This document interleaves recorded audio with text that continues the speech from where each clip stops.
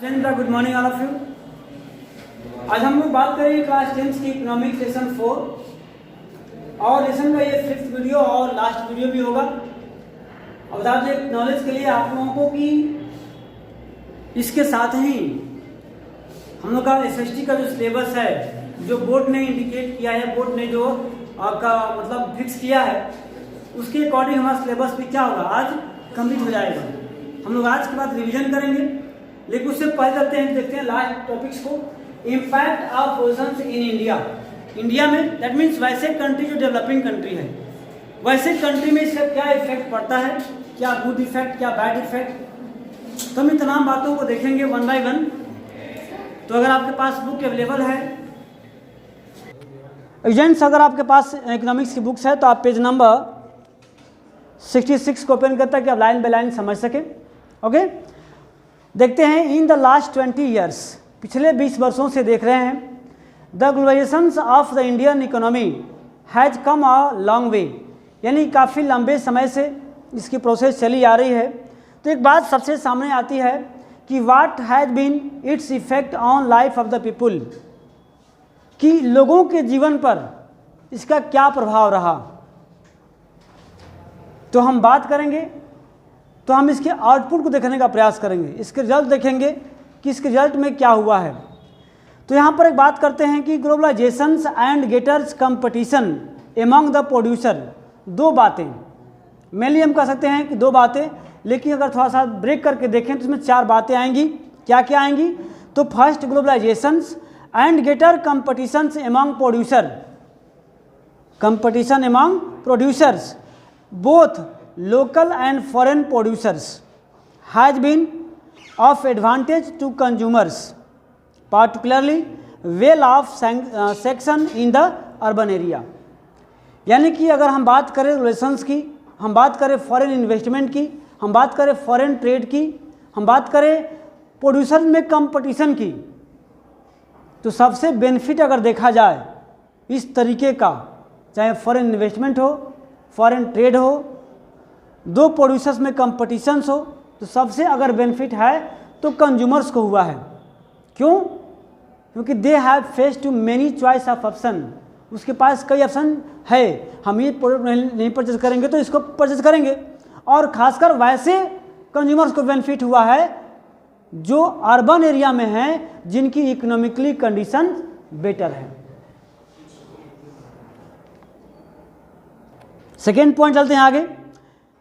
तो there is greater choice before the consumers who now enjoy improve quality and lower prices for several products. तो जो consumers हैं उनके पास ज़्यादा choice options हैं, उनका वैरायटी ऑफ प्रोडक्ट्स है, उनकी वो फ्री हैं कि ये प्रोडक्ट लेंगे या वो दूसरा प्रोडक्ट लेंगे या तीसरा प्रोडक्ट लेंगे, चौथा प्रोडक्ट लेंगे। यानी कि उनके सामने कई सारे प्रोडक्ट्स, कई वैरायटी के प्रोडक्ट्स जाते हैं, तो उनके पास क्या है, ऑप्शन ऑफ चॉइस जो है बढ़ जाती हैं। यानी कि उनको बेनिफिट है, किनको, कंज्यूमर्स को। आपने एक बात जरूर पढ़ी होगी कि जब दो दुकानदारों में जब कंपटीशन होता है तो कस्टमर को क्या होता है, फ़ायदा होता है। यहाँ यही बात है। नेक्स्ट पॉइंट है, as a result these enjoy today enjoy much higher standard of living than was possible earlier। यानी कि इस प्रोसेस की वजह से जो लोगों की लाइफ है, जो लाइफ स्टाइल है, बहुत ज़्यादा क्या हुआ है, पहले के तुलना में इम्प्रूव हुआ है, पहले कंपेरिजन ज़्यादा बेटर हुआ है। कैसे हुआ है हम वन बाय वन समझने का प्रयास करेंगे, देखते हैं। लेकिन चाहिए क्या, among producers and workers the impact of relations has not been uniform. लेकिन इसका मतलब नहीं है कि कंज्यूमर्स को ज़्यादा बेनिफिट हो गया है, उनके पास चॉइस ऑफ ऑप्शन ज़्यादा हो गए हैं, तो सभी लोगों को, सोशल में रह रहे सभी ह्यूमंस को, पीपुल्स को इक्वली का फ़ायदा हुआ है, इक्वली की इफेक्ट पड़ा है। किसी को बहुत ज़्यादा बेनिफिट हुआ है, किसी को कम हुआ है, किसी को लॉस भी हुआ है। अब लॉस किसको हुआ है, do you no me, small producers of India, Indian country, small producers of India जो है, जो भारत के जो स्मॉल प्रोड्यूसर्स हैं उन्हें लॉस हुआ है, क्योंकि जो इनकी टेक्नोलॉजी है, जो इनका प्रोडक्ट है, वो अदर कंट्री के प्रोडक्ट से, अदर कंट्री के टेक्नोलॉजी से वो कंपीट नहीं कर पाए हैं। तो जो इनकी प्रोडक्ट्स है क्वालिटी लो है कि अपने मार्केट में भी पहले लोग सेल करा करते थे, लेकिन अब फॉरेन ट्रेड के हो जाने से, फॉरेन प्रोडक्ट्स के आ जाने से अब क्या हो रहा है, इसकी प्रोडक्ट जो है अपने कंट्री में भी सेल नहीं हो पाती है। लेकिन ये नहीं कहेंगे केवल लॉस ही हुआ है हमारी इंडस्ट्रीज को, हमारे इंडियन इंडस्ट्री को बेनिफिट भी हुए हैं। कुछ ऐसे भी इंडस्ट्रीज हैं जिनका प्रोडक्ट हमारे कंट्री में पर लिमिट हुआ करता था, अब फॉरेन कंट्री में भी जा रहा है। हमारे स्मॉल इंडस्ट्री को भी फ़ायदा हुआ है, क्योंकि पहले उसकी जो टेक्नोलॉजी थी, जो सिस्टम था, जो इक्विपमेंट था, उससे वो लोग प्रोडक्शन कर रहे थे। लेकिन जैसे ही हुआ आपका फॉरेन इन्वेस्टमेंट, तो क्या किया, फॉरेन ट्रेड के साथ साथ फॉरेन टेक्नोलॉजी भी आई, फॉरेन इक्विपमेंट्स भी आए, तो उनसे इनकी क्वालिटी भी क्या हुई, इम्प्रूव हुई। तो हम देखते हैं कि किस पर गुड इफेक्ट हुआ और किस पर बैड इफेक्ट हुआ, कैसे। हम बात करते हैं सबसे फर्स्ट पॉइंट, नोट कर लीजिएगा आप लोग। MNC have increase their investment in India over a past 20 years, which means investing in India has been beneficial for them. तो मैं बता रहा हूँ कि जो MNCs हैं, मल्टीनेशनल कॉरपोरेशन, ये हमारे कंट्री में पिछले 20 वर्षों से, दैट मीन्स 1990 के दशक से ये हमारे कंट्री में इन्वेस्ट कर रहे हैं, फॉरेन ट्रेड कर रहे हैं, और ये लोग वैसे ही चीज़ों को अधिक इन्वेस्ट करते हैं जिनसे इनको ज़्यादा इनकम का चांसेस होता है। तो MNCs have been interested in industries such as cell phone, सबको ज़रूरत है, automobiles, electronics, soft drink, fast food और services such banking in urban areas. यानी जो MNCs हैं खासकर से वैसे चीज़ों को इन्वेस्ट करना चाहती हैं जिसके ज़्यादा बायर्स हों, ज़्यादा खरीदार हों, ताकि मैक्सिमम उन्हें बेनिफिट मिल सके। These products have a large number of well of buyers, इसकी बहुत अधिक मात्रा में कंज्यूमर्स होते हैं, खरीदार होते हैं। In these industries and services new jobs have been created, और ये जो इन्वेस्टमेंट्स हैं इससे क्या होता है, जहाँ इन्वेस्ट कर जिस कंट्री में, वहाँ के लोगों को एक सर्विस का, एक जॉब की क्या मिलती है, चांस मिलता है, अपॉर्चुनिटी मिलता है। सपोज अगर आप एक कंपनी में कोई फॉरेन इंडस्ट्री जो है इन्वेस्ट करना चाहता है, भाई हम आपके यहाँ चाहते हैं कुछ सामान प्रोडक्ट करना, तो उससे हमारी गवर्नमेंट को बेनिफिट होगी। क्या बेनिफिट होगी, सपोज अगर गवर्नमेंट के पास 5 इंडस्ट्रीज हैं किसी टाउन में, किसी शहर में, तो अब उसके लिए 5 कंपनी के लिए क्या रॉ मटेरियल तैयार करता है, 5 कंपनी के लिए इलेक्ट्रिक प्रोड्यूस करता है, भाई उसके पावर सप्लाई करने के लिए कोल प्रोड्यूस करता है, वाटर सप्लाई करता है, तो उससे गवर्नमेंट को बेनिफिट है। लेकिन 3 कंट्री और हमारे कंट्री में चाहती है कि इन्वेस्ट करें, अपनी इंडस्ट्री सेटअप करें, तो हमारी गवर्नमेंट के पास से क्या होगी, अपॉर्चुनिटी मिलेगी। वहाँ से तो इलेक्ट्रिक तो नहीं लाएगा वायर लगा कर समुद्र से, या कोल तो नहीं लाएगा एनर्जी पावर, या वाटर तो नहीं लाएगा, लेबर तो नहीं लाएगा। लेकिन हमारे कंट्री में जब इस तरह की इंडस्ट्री सेटअप होगी तो हमारे गवर्नमेंट के पास एक अपॉर्चुनिटी बनेगी, भाई उससे भी आप वाटर सप्लाई करना है तो क्या करना होगा, अधिक से अधिक कोल माइन ओपन करना होगा, अधिक से अधिक इलेक्ट्रॉनिक जो है इलेक्ट्रिक जो प्रोड्यूस करनी होगी। तो इलेक्ट्रिक प्रोड्यूस करने में या अदर्स उसको इक्विपमेंट प्रोवाइड करने में क्या होगा, हमारे गवर्नमेंट को बेनिफिट होगा, हमारे वर्कर्स को बेनिफिट होगा, हमारे लेबर्स को क्या मिलेगी, जॉब मिलेगी। तो इस तरह से बेनिफिट्स को होता है। These industries and services new job have been created, also local companies supplying raw materials etc to these industries have prospered. यानी कि सबसे जो लोकल कंपनी को भी क्या होता है, बेनिफिट होगा, और उससे भी क्या, उसकी जो क्वालिटी होगी वो भी इम्प्रूव होगी। नेक्स्ट पॉइंट जो है आपका सेकेंड नंबर देखते हैं, several of top Indian companies.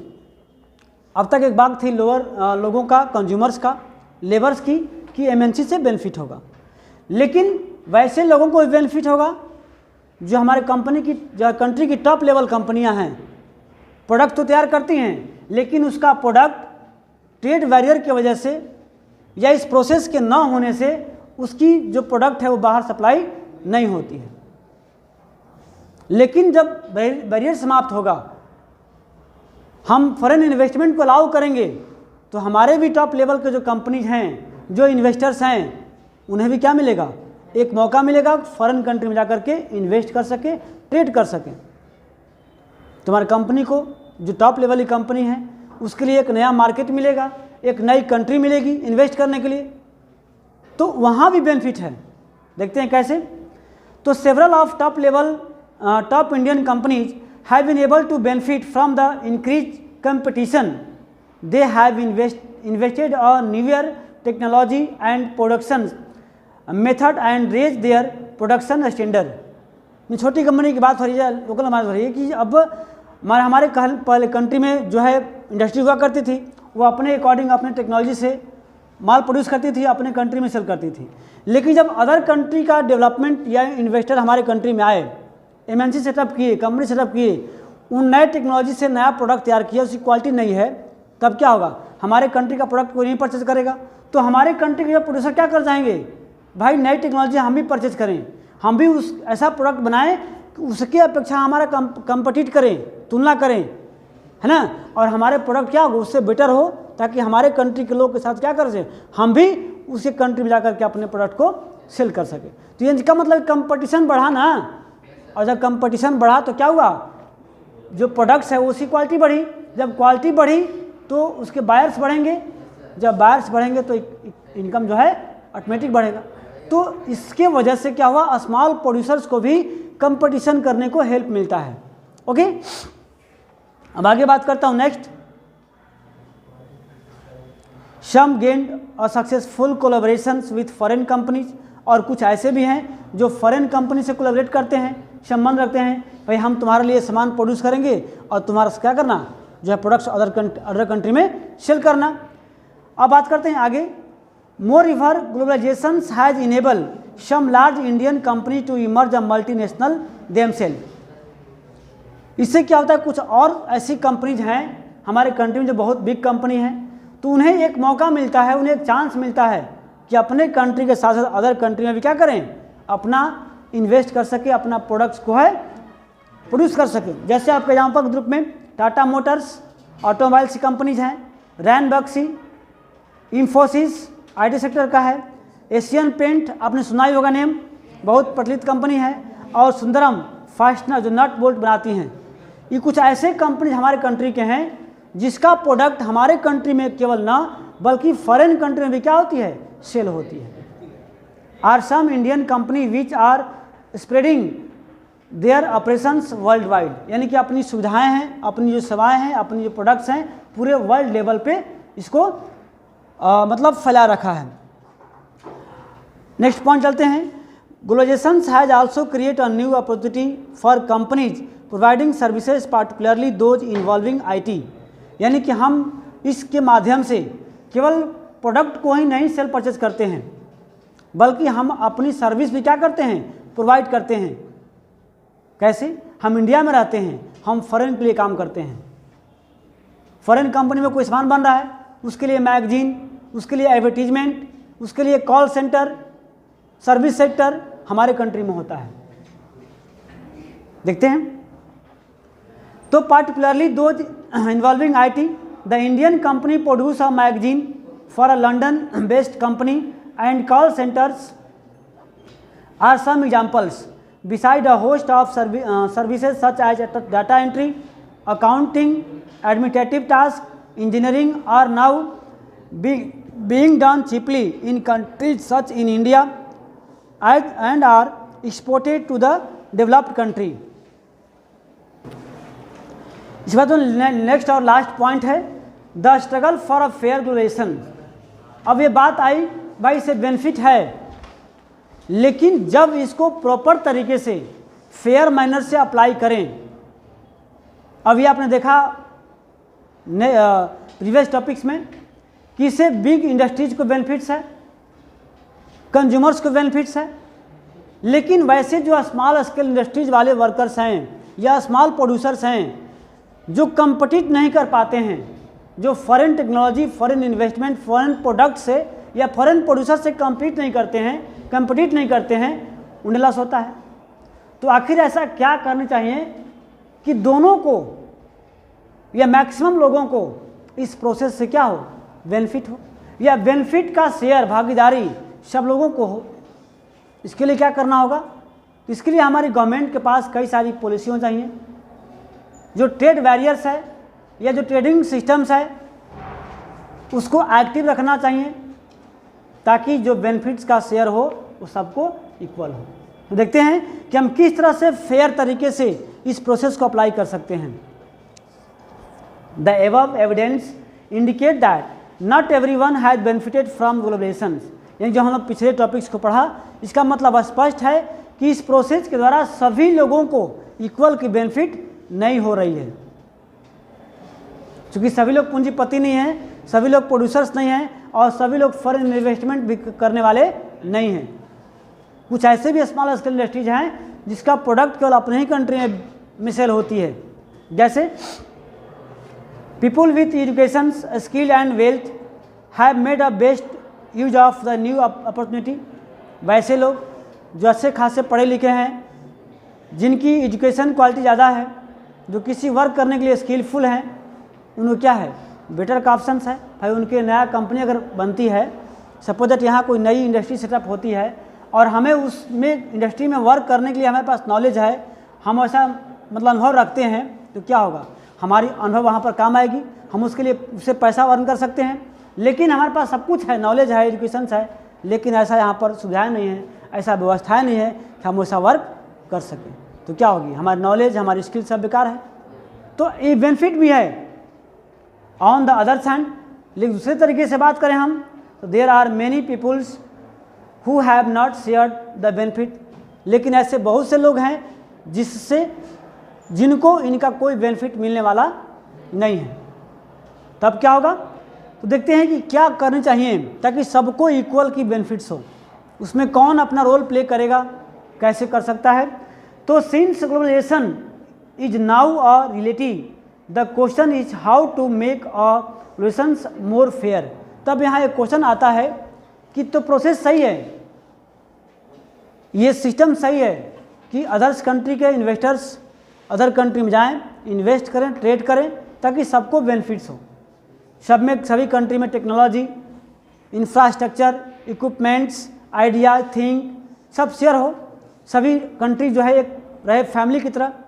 लेकिन इसमें कौन सी ऐसी चीज़ लगाई जाए, क्या इसमें रूल्स अमेंडमेंट किए जाएं कि इस प्रोसेस से केवल एक ही वर्ग के, केवल वेल स्टाफ्स जो इकोनॉमिकली डेवलप्ड हैं या इकोनॉमिकली गुड कंडीशंस में है, केवल उन्हीं समाज के लोगों को फ़ायदा ना हो, सबको फ़ायदा हो। इसलिए क्या किया जाए, कौन सी तरीके लगाए जाएँ कि इसमें स्मॉल प्रोड्यूसर को भी फ़ायदा हो, स्मॉल स्केल इंडस्ट्रीज को भी बेनिफिट्स हो और लार्ज स्केल इंडस्ट्री को भी बेनिफिट्स हो। कौन ऐसा करेगा, तो फेयर रिलेशंस। अब फेयर रिलेशन क्या है, मतलब अच्छे तरीके से प्रॉपर वे में इस प्रोसेस को इम्प्लीमेंट किया जाए, इस प्रोसेस को ऑब्जर्व की जाए। जैसे आपने पिछले टॉपिक्स में देखा था कि कुछ ऐसे डेवलप्ड कंट्री हैं जो क्या कहते हैं डेवलपिंग कंट्री को कि आप ट्रेडिंग बैरियर को कम कर दीजिए, है ना, ताकि मैं आप कंट्री में आऊँ, इन्वेस्ट करूँ, ट्रेड करूँ। लेकिन अपने कंट्री की जब बात होती है तो इलीगल तरीके से बैरियर को लगाए रखते हैं। तो इस तरह की बातें नहीं होनी चाहिए, है ना। इसमें कौन ध्यान देगा, WTO, और कैसे ध्यान देगा, देखिए। तो फेयर, एक क्वेश्चन आता है 1 मार्क्स में कि what do you know about fair globalisation. आप यहाँ अंडरलाइन कर सकते हो कि fair globalisation would create opportunity for all, यानी कि इसमें सभी लोगों को इक्वल की अपॉर्चुनिटी होनी चाहिए। And also ensure that benefits of globalisation are shared better, और जो इसका बेनिफिट्स है वो सभी लोगों में बेटर तरीके से शेयर होना चाहिए। यानी कि इसमें जो इकोनॉमिकली पुअर हैं या इकोनॉमिकली रिच हैं, प्रोड्यूसर्स हैं या कंज्यूमर्स हैं या इन्वेस्टर्स हैं, सबको इस प्रोसेस के बेनिफिट का इक्वल का भागीदारी हो, इक्वल का शेयर हो। कैसे करेंगे हम लोग, कौन करेगा इसके लिए, the government can play a major role in making it possible. Government ही केवल अपनी रोल प्ले कर सकती है इस चीज़ को पॉसिबल करने के लिए, ताकि सभी लोगों को इक्वल का बेनिफिट्स हो। Its policy must protect the interest not only the rich and powerful but all the peoples in the country. यानी कुछ ऐसे प्रोटेक्शन लगाया जाए, कुछ ऐसी पॉलिसी लगाया जाए जिस पॉलिसी से जो बेनिफिट्स है वो सभी लोगों को मिले, केवल रिच पर्सन के लिए नहीं, बल्कि जो कम रिच हैं या पुअर पर्सनस हैं उनके लिए भी क्या हो, बेनिफिट हो। You have read about some of the possible steps that government can take. For instance, government can ensure that labor law are properly implemented and workers get their rights. इसमें क्या करना चाहिए, सबसे पहले जो लेबर वर्क करते हैं किसी भी इंडस्ट्रीज में, किसी भी कंपनी में, तो एक लेबर एक्ट होना चाहिए, उसका एक अपना रूल होना चाहिए। अभी आपने पिछले देखा था लेसन सेकेंड में sectors of Indian economy, public sector and private sector, आप क्या होगा पढ़ा था ऑनलाइन, तो उसमें क्या बेनिफिट्स है, पब्लिक सेक्टर में क्या डिफरेंस है और प्राइवेट में क्या डिफरेंस है। तो पब्लिक में क्या डिफरेंस होता है, उसके वर्किंग आवर फिक्स होते हैं, डेट ऑफ सैलरी फिक्स होती है, उसके बाद उसे मेडिकल, सीएल या अदर्स जो है फैसिलिटी मिलती है। जबकि प्राइवेट में वर्क करने के लिए उसकी टाइम ड्यूरेशन फिक्स नहीं होता है, इवन संडे को भी वर्क करना पड़ता है, हॉलीडे को भी वर्क करना पड़ता है, सीएल नहीं मिलता है, टाइम ऑफ सैलरी नहीं होता है, यानी कि तमाम तरह की डिफरेंसेस वहाँ देखे थे। तो गवर्नमेंट को चाहिए कि ऐसा रूल्स लगाएं, ऐसा लॉ लगाएं जो वर्कर्स हैं उनके लिए भी बेनिफिट हो सके, यानी कि जो इंडस्ट्रियलिस्ट हैं या जो ऑनर ऑफ कंपनीज हैं वो लेबरों का शोषण, एक्सप्लॉयटेशन न कर सके। And it can support small producers to improve their performance till the time they become strong enough to compete. और उनको कुछ ऐसे रूल लगाना चाहिए कि जो स्मॉल स्केल इंडस्ट्रीज हैं, जो स्मॉल प्रोड्यूसर्स हैं, उन्हें मौका देना चाहिए कि तब तक मतलब इसको न ओपन किया जाए फॉरेन इन्वेस्ट को या ट्रेड को, जब तक हमारे कंट्री के जो स्मॉल इंडस्ट्रीज हैं वो उस लायक न हो जाए कंपटीशन कर सकें। If necessary the government can use trade and investment barriers. अगर इसके लिए बैरियर भी लगानी पड़े तो गवर्नमेंट को बैरियर लगानी चाहिए ताकि हमारे कंट्री में फॉरेन इन्वेस्टमेंट ना हो, फॉरेन ट्रेड जो है नेसेसरी चीज़ों का ही हो, बाकी अदर्स प्रोडक्ट जो हमारे कंट्री में प्रोड्यूस हो रहे हैं अभी उसकी इतनी क्षमता नहीं कि वो अदर कंट्री से कम्पीट कर सके, उसे अभी बैरियर लगा कर ही रखने के लिए रूल बनाना चाहिए। नेक्स्ट है it can negotiate the WTO the fair rules. और WTO से अपनी विचार को, अपनी बातों को निगोशिएट करना चाहिए कि भाई अभी इसके बारे में फेयर रूल से अच्छे तरीके से कुछ पॉलिसी लगाइए ताकि इससे डेवलप्ड कंट्री के साथ साथ डेवलपिंग कंट्री का भी डेवलपमेंट हो सके। It can also align with other developing country with similar interest to the fight against the dominion of the developed country in WTO। यानी कहाँ से भाई हम वैसे लोगों चाहते हैं कम्पीट करना जो हमारे लेवल के हों, जो हमारे इक्वल के हों, यानी कि हम डेवलपिंग कंट्री और हम चाहेंगे हम डेवलपिंग कंट्री से ही चाहें क्या करना, फॉरेन इन्वेस्ट करना, फॉरेन ट्रेड करना।